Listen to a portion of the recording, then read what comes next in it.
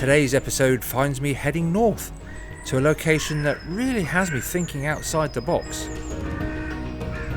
With textures and decay, I'm searching for some really moody black and white images. So join me as I explore Lennox Castle.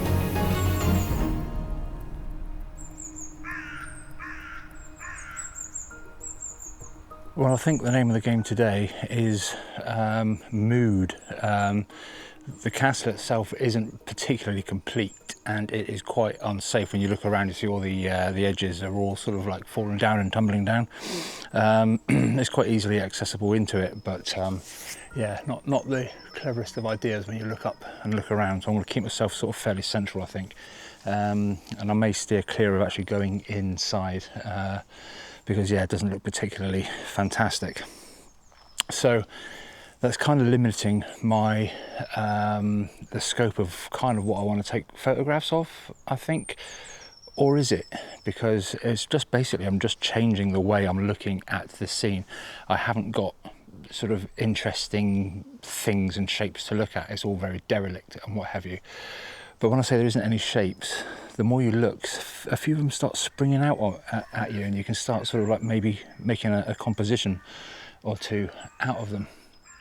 So I'm going to do what I normally do on a place like this, is I'm going to start thinking in black and white and going for textures and contrast between light and dark and really go in for that mood. And yeah, just basically see if we can get some really moody shots. And so that's probably what I'll deal with in today's episode, really, is creating moody photographs. So turning you around and so you can see what I'm looking at. As you can see, I'm still in the middle of the property and there's pretty much nothing here. All the walls that were up are all down.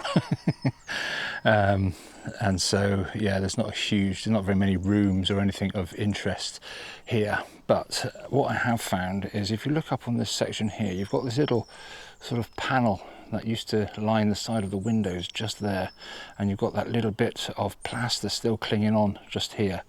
So I thought I might make something of that. And so that's what I've done. I've basically got the 100 to 400 on here, and I've just zoomed myself nicely in there just to make use of the positioning basically within the composition. So we've got this white on the left hand side, and we've got that little piece of timber that really caught my eye just sticking in there. Now again, I've put my black and white profile on so I can see what it's actually doing, where the contrast is. When I put this into the computer, it will go back to colour again. So, but it just gives me, at this point out in the field, just gives me that chance just to see what it is that I'm looking at. And I just love all this texture. I've got the texture on the wood. You've got the texture of the plaster. Now, 100 to 400, the widest aperture that it will go is 4.5 at various focal lengths, but this one is at this length. I think it is only 4.5 that it will go to. So we're just sticking with that at the minute, and then if any of this softens off or softens off on the left hand side here, all well to the good, because it's pulling everything to the front, or pulling the viewer to this little bit here in my mind. So let's have a look.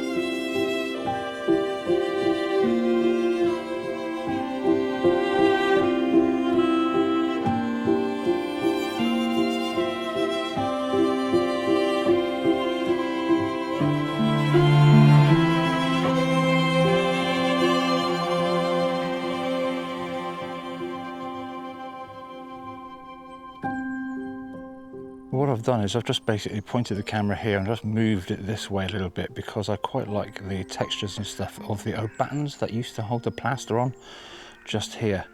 Now what's happening there is that that's drawing the line into that, again, that little piece of timber that's just clinging on for dear life just there. Now with a shallow depth of field, it's not looking too bad, but I think in this occasion I might want to take a stacked image really of the whole thing, maybe 3 or 4 stacked images front to back, because I like the way in this section here you've got a lot of texture and stuff going on in this corner.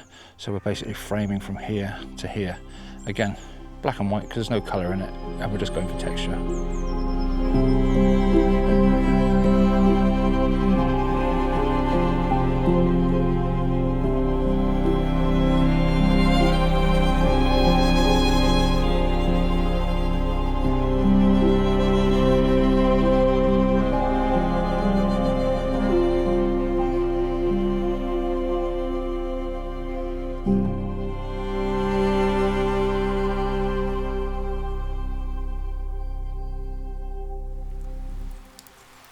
And with that, it starts raining. I just can't catch a break. I'm just going to wait a little bit, I think, and see. I'm just going to cover my camera in like this for a minute. Being a Sony, it does not like anything moisture related, and it's going to start kicking off an error. But if I tuck you in underneath, maybe you can see what I've done there. Now, looking at, there's a tree, basically a very light tree. It's very, very brown, but with the way the light is in black and white, it shines up almost white against the black background. And so I think that's going to be my next shot, actually, because I just like, again, I play with the texture. I'm quite happy for the background to be out of focus. I'm just focusing right slap bang in the middle of the tree, and I've popped it on the left hand side. Now on the right hand side you can just see the end of the wall, and I just like that little bit of white or lightness coming in on the right hand side just to break up the image.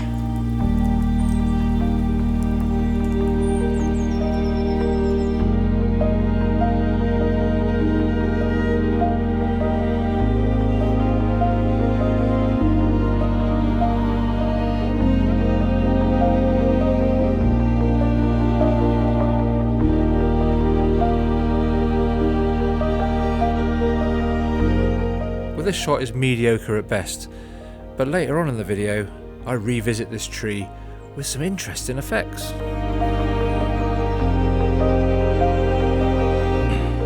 I think it's amazing that when you first turn up to a place you think there's nothing to take a photograph of, but I've just rattled off probably 10 photographs, which I think I'm going to be quite pleased at. Now, I am having to do sort of like a pano of sorts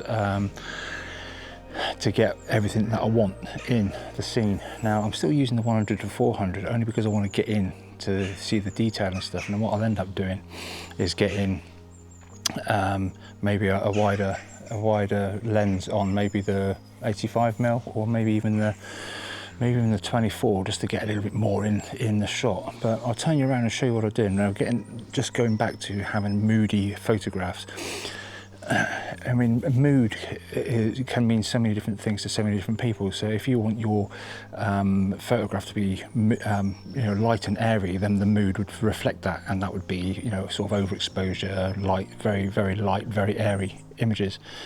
Now, in my mind, when I come to a place like this, the mood would be darks, and a big difference between the lights of an image and the darks of an image. And I think I found a really good one here, but I'm not quite sure how that's going to look as a finished photograph. Let me explain.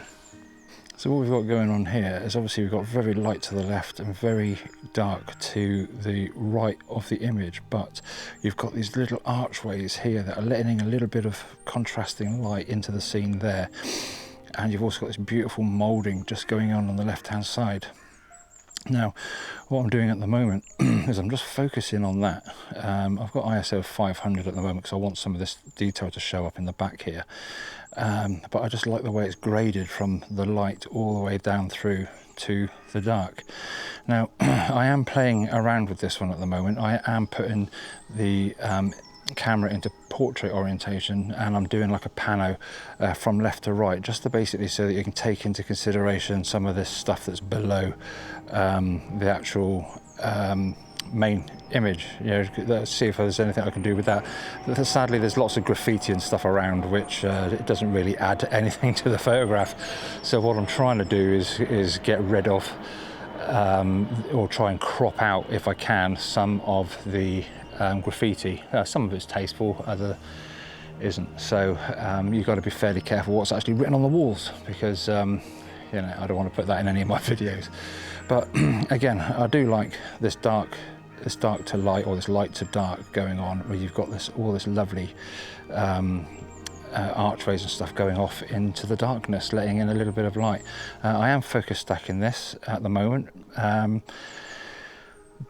But what I might try and do is just focus on this with a shallower depth of field. So that will probably put my 85mm on and do a very shallow depth of field here and let all this disappear to nothing. So I might give that a go. But here's this shot anyway.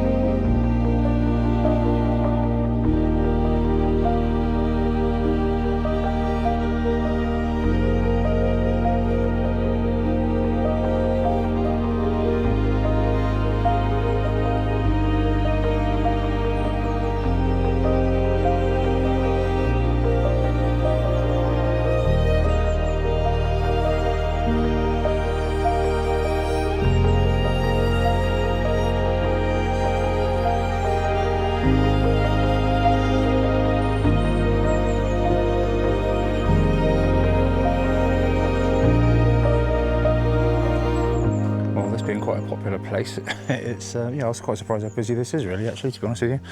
But in between other people coming around here, just up behind me, just up by this door here, in through that doorway there's a beautiful little staircase that just goes up and around the corner, but somebody's managed to very nicely paint a swastika up there, so I'm trying to do is cut it out, I'm just focusing on the fern. There's a fern at the top of the stairs as it turns around the corner, and there's one at the bottom, and so I've done a number of shots actually, just so that I can get the fern at the beginning of the steps in focus, and the steps in focus. But I'm quite liking the shallow depth of field again, and I'm not really worrying about what's going on at the back. And again, it creates this mood. So if you're going for a moody sort of shot, don't worry about letting the background or even the foreground even not be in focus, because it's not always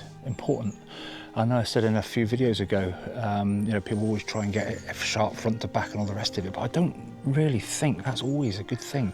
It's not always the case. It depends what you're trying to convey within the image. It depends if there's a story within the image, and you just maybe want one bit to be the main focal point, in which case that's when you would then use shallow depth of field.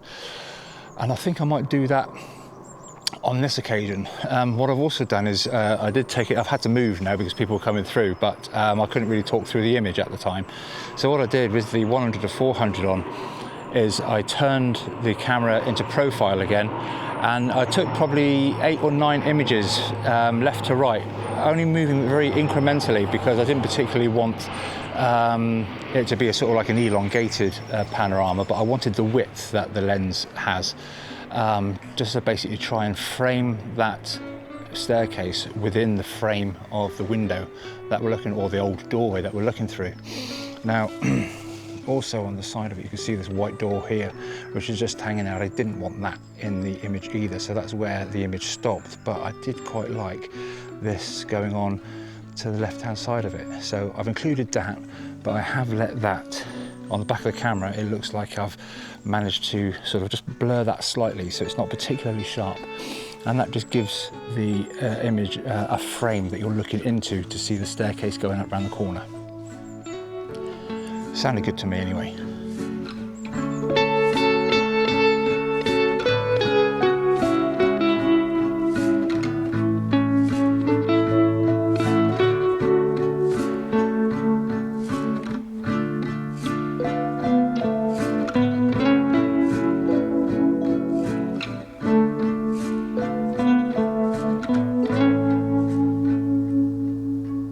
Seems to be quite a lot of sort of interesting little sort of bits to take photographs of. Nothing sort of like a main subject as such, but again, you're looking at patterns and you're looking at textures, and to get the mood that I want, I'm really exposing for the highlights. Now, where I was taking images of the staircase up above, there is, as I've moved down around this sort of small sort of like incline, there's another set of staircases that you can see through a doorway down below it. Now, I think people have gone up and down there, but to be honest with you, I don't really fancy that much, to be fair. Not on my own anyway. If I was here with somebody, then I'd maybe take a bit more of a chance on things.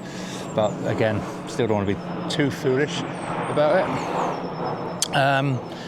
But yeah, so keeping that in mind, if you're going for a moody photograph on something like that, expose for the highlights and don't worry about the shadows. If they go to black, they go to black, and that's pretty much what I've got here. Let me talk you through this one. So as you can see, I'm making a bit of a play of the sunlight coming down through into the staircase here, and there's also a hole in the wall somewhere where it's coming down in the back here, but all this has gone to black here. But I'm bringing in this light section here just to counteract this sort of dark section on the left hand side. So basically, obviously this is both sides of the doorway, but I just like the way that is. I know you've got light dark type thing going on, and again exposing for the highlight, so it's just the brightest part is this bit at the back and that bit on the side, and all this sort of stuff is just going on, which is the subject, but it kind of pulls you in to that part of the image, and yeah, I'm quite liking that.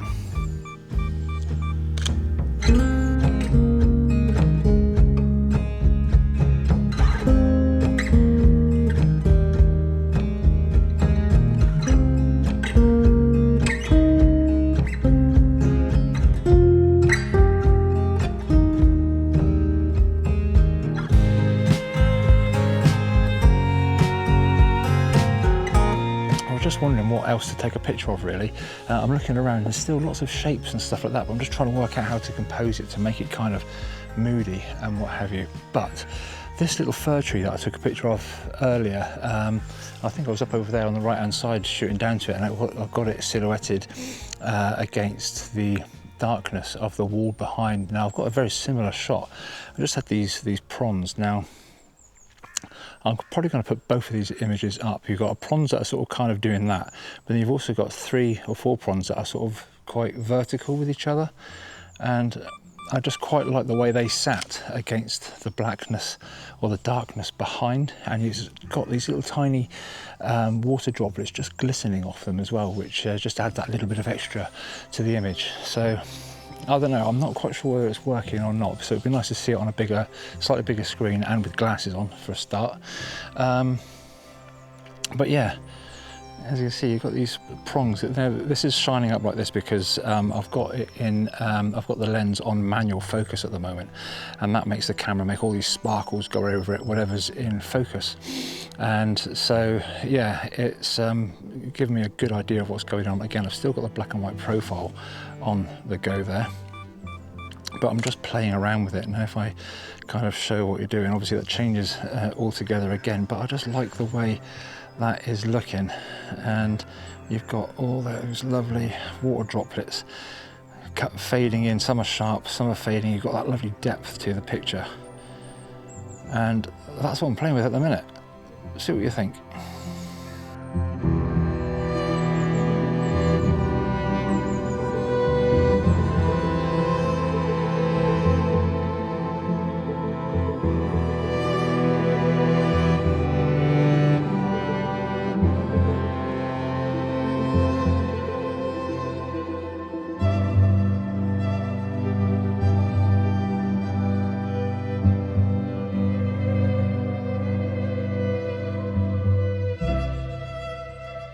Well, I seem to be getting myself a little bit fixated on this.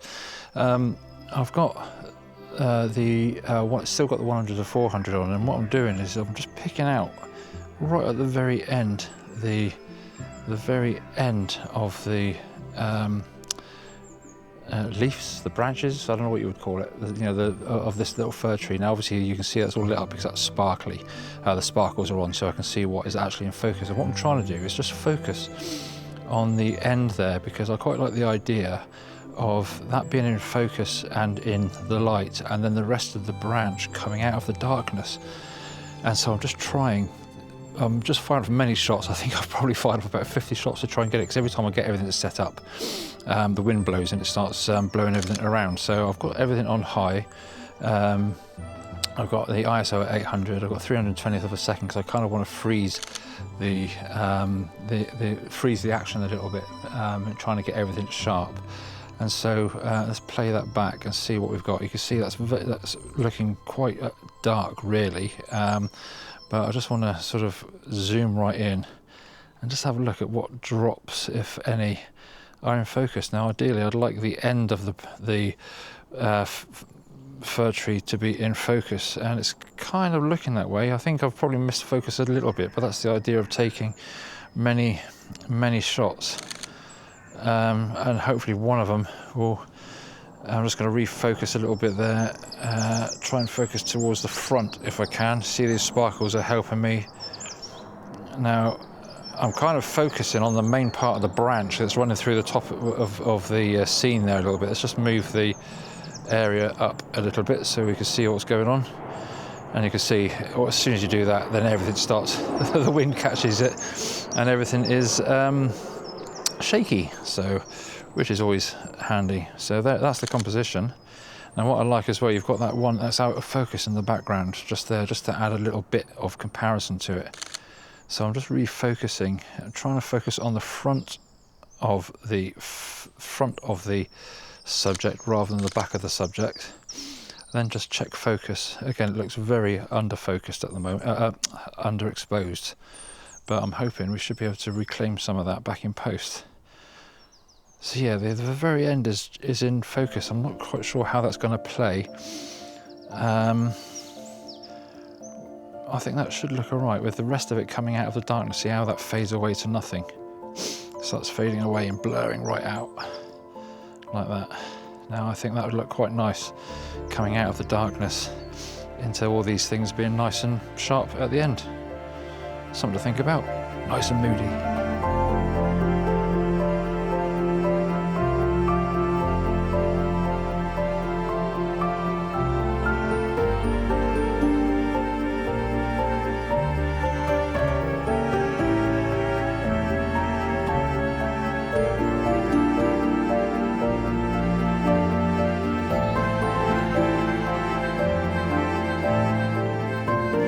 You might find this is a bit of a weird thing to take a shot of, but I just like the moodiness of it. Now, if you're like me, you're probably fed up with all the mushroom photography videos that are out there at the minute. So I think this video is going to be something different. But yeah, not a mushroom in sight. Yeah, it's a bit of a corniche. It's a bit of a weird place to stand, actually. Right, yeah, bit of a corniche type thing now. Something else when you're composing for moody sort of subjects is don't be afraid to crop things out, really, because you can, again, with the 100 to 400, you can come right out and then just zoom in, just taking things out of the picture that don't really add to it. Now, the case in point is if I have this image right the way out, there's a bit of a light batten which has been quite caught by the sun, because it's in a sort of, there's a hole right by it, so it's been bleached by the sun. I'll turn you around and show you what I mean. Okay, so in this corner we've got this sort of lovely detail bit of escutcheon, or what would you call it? So we've got this little bit of corniche in the corner of what would have been the room up against the ceiling as it was then, but I just love the little detailing of it. So again, going for something moody, at the moment I'm shooting wide, so you've got all this detail and stuff going on here, but I don't particularly want that. I'm going to zoom in a little bit further now, and as you can see, as you go in, don't be worried about taking things out of the shot. Now, as you can see, there's a bit of batten on the right hand side which is showing up white, and that, if I was to leave it there, would take your eye away from what's going on over here. Now, I love all this sort of texture and stuff going on here, and this dark here, but this batten I want to take out of the image, so I'm going to move it in a little bit further and get rid of that. And now, obviously, now you can start to see the cornice in the middle of the, let's turn that around, let's get rid of the reflection, so you can start seeing this detail right here, and you've got the plaster which is just making that sort of detail pop, and you've got this darkness going on here, you've got this darkness going on here. In fact, I think I'll just bring it out a little bit, because I want a little bit of play on the light there. So I'll come back out to where that batten was, and then zoom back in again just to get rid of it. There we go. Now I'm going to maybe position it a little bit better, maybe towards the right hand side, and then just bring it down a little bit like that. And yeah, perfect. So I'm going to just adjust everything a little bit, because I want to make sure I get all the detail there, and then I'm going to darken it down again in post. So I've got all the detail in the shadows going on there. This will be dark, this will be dark. You can't really see too much because of the shadow on this camera, sadly. But yeah, 2-second timer. Here's the shot.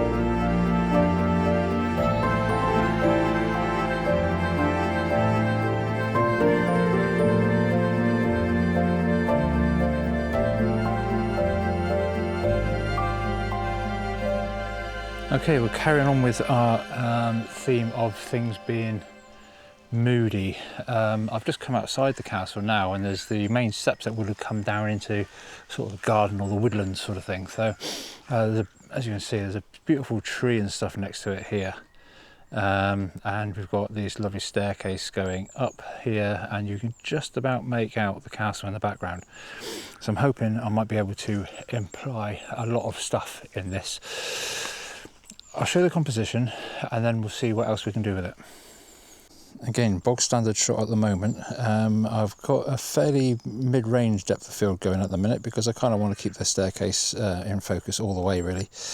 And all we've done is nothing in the foreground, just the tree, but everything's in the background as regards the implied existence of the castle.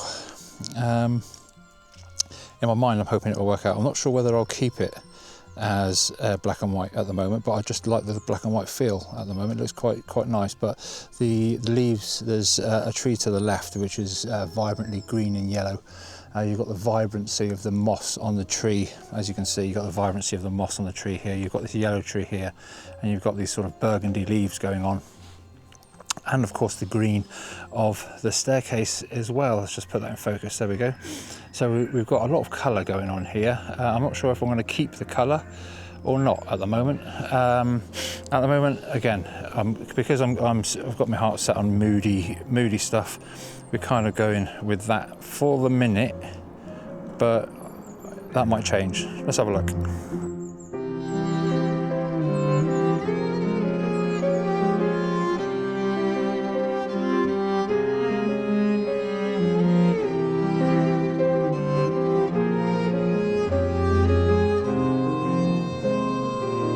Sure if that's really showing it up too well on there. This camera is actually overexposing the underexposure of the camera, so it kind of looks almost normal, but that's kind of what we're looking at, and that is underexposed quite a lot. Now what I'm going to do is take half a step forward again, I think, just to go in between the pillars and really make things dark.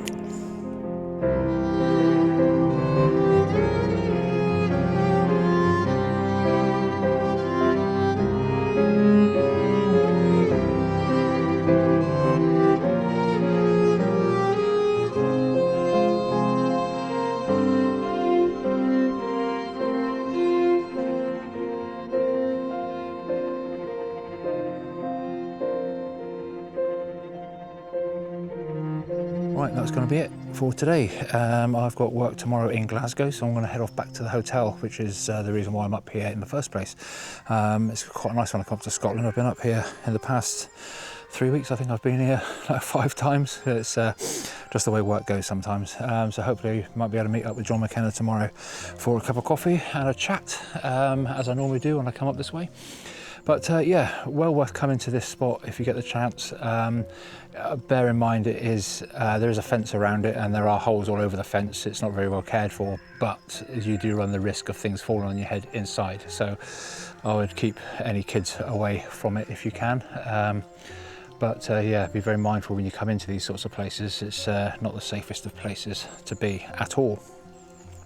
So if you'd like to leave a like and subscribe if you've liked the images that you've seen today, and stick around for the gallery that's coming up next with all the settings and all the rest of it that we used for the images. There's affiliate links down in the description below if you'd like to make use of those, and that helps support the channel, and look forward to doing this all again next time. Bye for now.